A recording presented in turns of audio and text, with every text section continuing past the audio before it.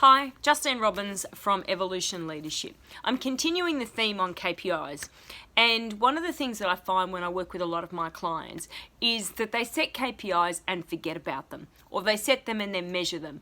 But there's a couple of tips on how to get the most out of them. So your key performance indicators need to be SMARTOR.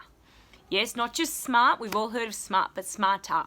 So what does that stand for? They need to be specific. S is for specific.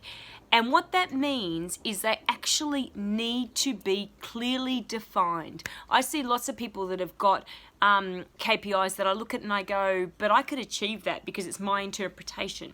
These are not about having interpretation, specific. They have to be measurable. You have got to be able to account for whether someone has achieved that metric or they haven't.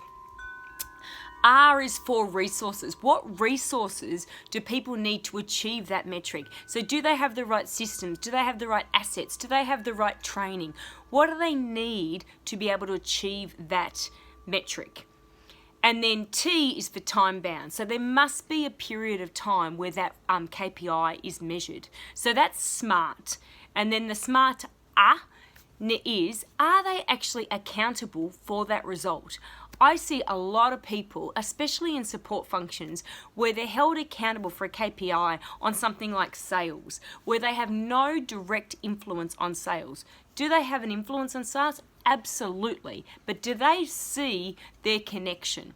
So they've got to be accountable. And if they're not accountable, you need to draw a really tight line for what they do and how that impacts that KPI.